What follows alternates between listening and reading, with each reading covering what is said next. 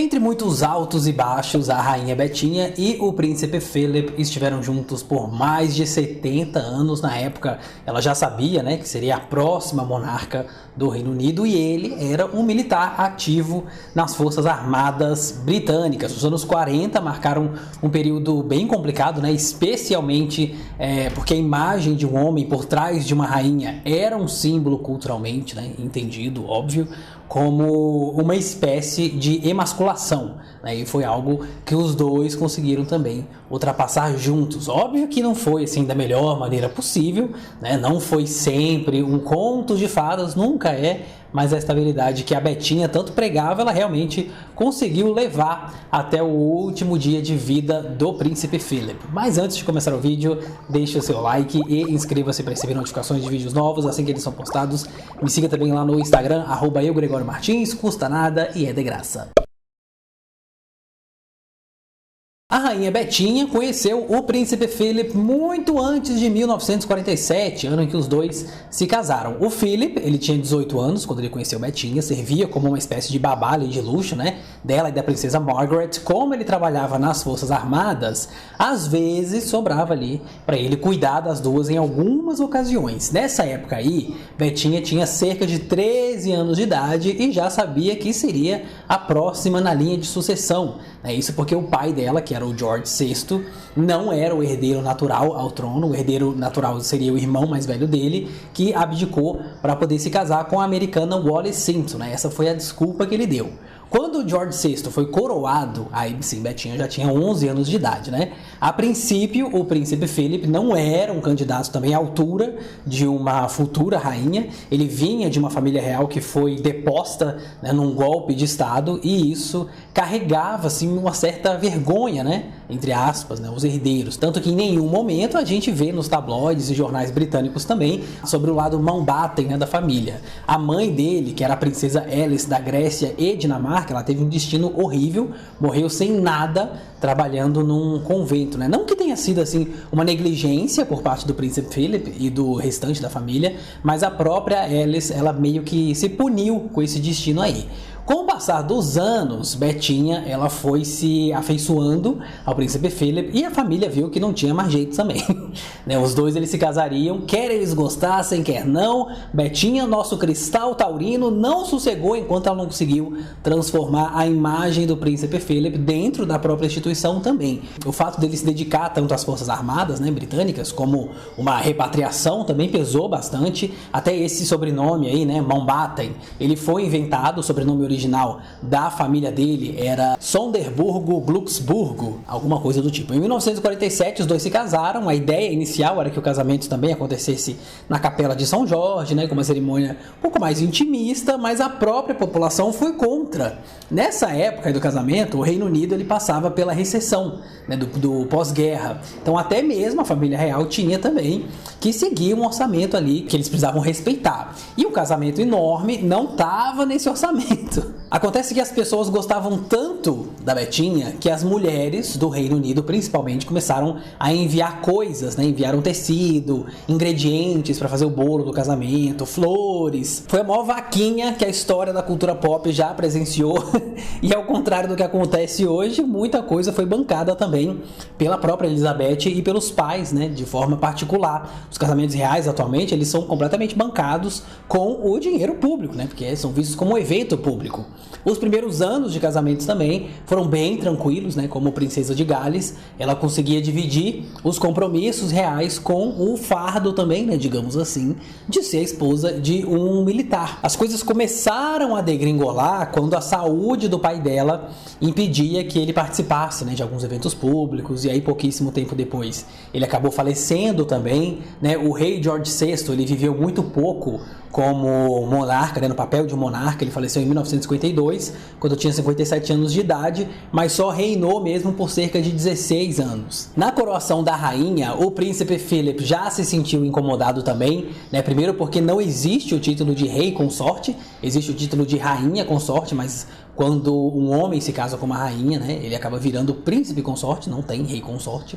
Essa nomenclatura também ela foi feita para que não haja uma tentativa de diminuir a importância da rainha, né, perante o marido. E além de não existir também o título, né, de rei consorte, também não existe uma cerimônia de coroação de príncipe, né? Quando o rei Charles, inclusive, for coroado, a Camila ela também será coroada, tem uma cerimônia para ela também. Porém, quando é o contrário, não existe aí essa cerimônia, né? O papel do príncipe consorte é quase o de um espectador ali na coroação. Quando Betinha foi coroada, então, né, ela tinha ali cerca de 27 anos, e tanto o príncipe Charles quanto a princesa Anne, os dois já eram nascidos. E foi aí também que veio uma outra enxurrada de críticas, porque depois da coroação, a rainha e o príncipe Philip tiveram que encarar uma turnê, né, de 6 meses pelos países da Commonwealth, que agora, inclusive, teriam, né, a rainha Elizabeth como chefe de estado, não mais o rei George VI. Tanto Charles quanto a Anne também ficaram com a rainha mãe, né, e com a princesa Margaret lá em Londres. Não só os jornais, como também a população, né, criticava muito a rainha, alegando que o papel como monarca estava sempre acima do seu papel como mãe, né? Ela até tentou dar uma amenizada aí nessas falas, levando as crianças para alguns desses países durante os 6 meses da turnê. Aliás, essa também foi uma crítica que perpetuou todo o reinado, né, da Betinha. Ela foi feita para o trabalho, foi feita para ser uma rainha, mas não conseguia criar esses vínculos aí com a própria família, né? É claro que isso ainda vem atrelado à cultura inglesa, que tem toda uma tendência de ser mais independente emocionalmente, né, digamos assim. Não é que nem aqui no Brasil, lá no Tretas mesmo, né? Eu entrevistei o meu amigo Andrew, não sei se vocês vão lembrar, e ele falou que quando ele fez 18 anos, os pais sentaram com ele ali para perguntar quando que ele ia sair de casa, né? Fizeram uma intervenção ali pro menino. Isso não significa, óbvio, né, que eles não gostavam do Andrew, muito pelo contrário, eles ajudaram financeiramente ali nos primeiros anos dele, né, como adulto, mas culturalmente cada um precisa crescer para poder se tornar dono do próprio nariz. Se é certo, se é errado, aí não cabe a mim, né? É cultural.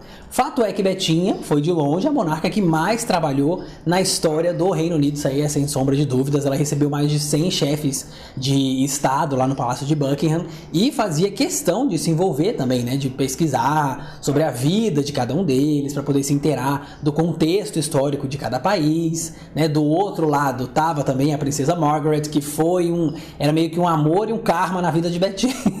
Porque enquanto Betinha era determinada e disciplinada, a Margaret era o contrário, né? Ela queria dar opiniões sobre a visão política das coisas, né? Talvez o pior momento de todos também, né, foi quando ela implorou para poder se casar com o Capitão Townsend, que na época estava ainda dando entrada no divórcio, nem era uma pessoa divorciada. Se hoje a gente tem o príncipe Harry, que se casou com a Meghan, né, que é uma mulher divorciada, na época a igreja anglicana fazia uma pressão absurda assim, para poder manter os bons costumes que ainda estavam atrelados, né, à monarquia. Caso a princesa Margaret se casasse com o Capitão Townsend, ela perderia todos os títulos reais. Só que assim, como a Margaret, ela sempre foi um espírito muito livre, né, digamos assim, na cabeça da rainha, ela ia acabar desistindo dessa história aí, né, por si só, isso era só mais um lance, né.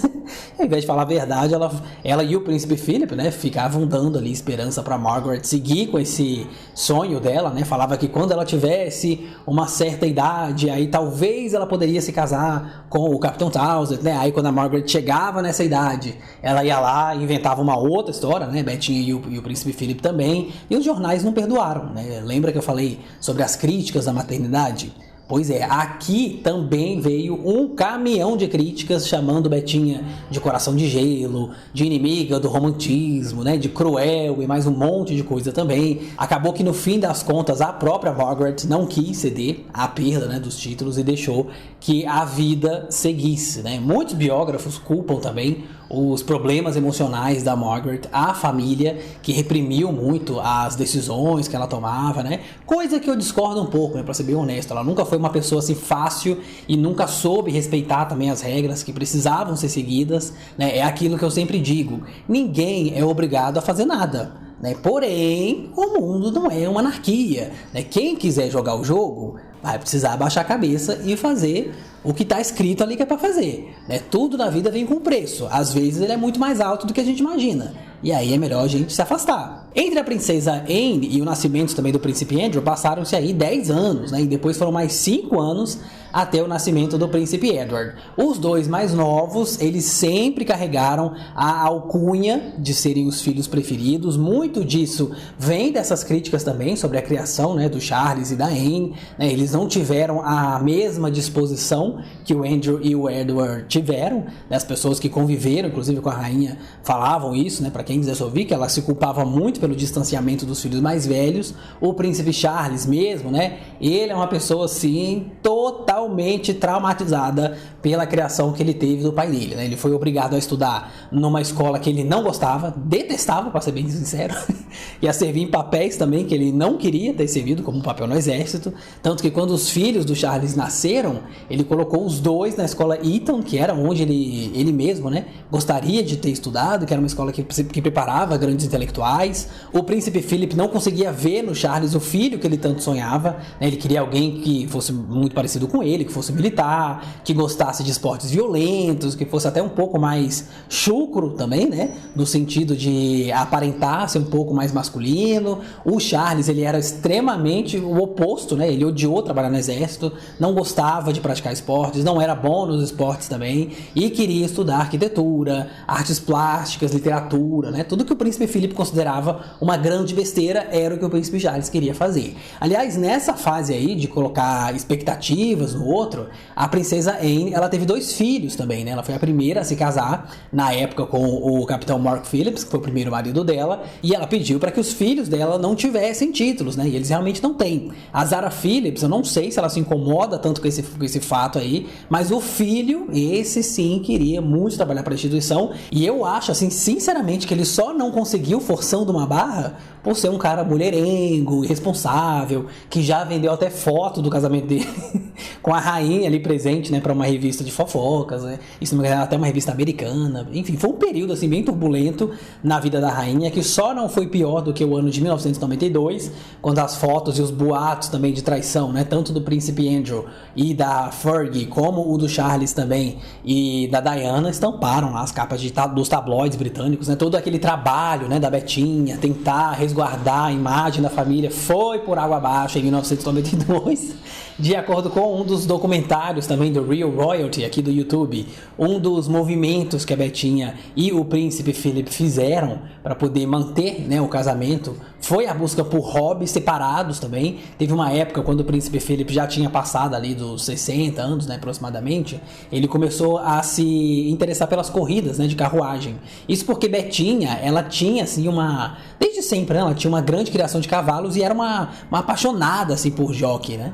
O príncipe Philip, ele passou anos se dedicando a esse hobby dele e se afastou completamente de alguns compromissos públicos para poder tentar ter uma vida separada, né, do papel de príncipe consorte. Quando a princesa Diana faleceu, a rainha, mais uma vez, ela foi cobrada a humanizar a monarquia, né? A população, ela queria que eles se mostrassem um pouco mais próximos dos súditos, tanto que a partir desse momento aí, os serviços públicos que eram promovidos pela instituição, eles precisaram ser reformulados, né? Se hoje a gente vê essa quantidade toda de eventos com os príncipes, a própria rainha também, foi graças a essa ideia aí plantada, né, também pelo primeiro-ministro, Tony Blair, que implorou para que a família desse a devida atenção ao falecimento, né, da princesa Diana. Claro que nem tudo são flores, o relacionamento em si ele tinha muitos altos e baixos, né? Não é recente também que existem inúmeros boatos sobre as traições do príncipe Philip.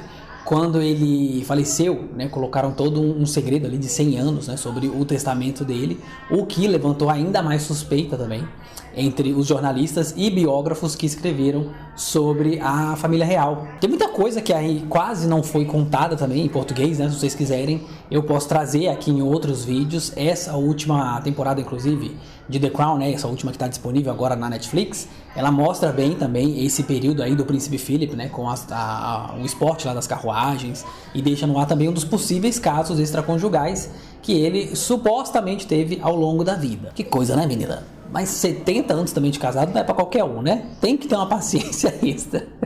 Pra não dizer um vídeo de Zolpidem também, né? Tem horas que precisa estar medicado pra poder manter um casamento, né? Enfim, a vida adulta. Se você curtiu esse conteúdo, deixe também o seu like e inscreva-se para receber notificações de vídeos novos assim que eles são postados. Um beijo, um queijo e até a próxima.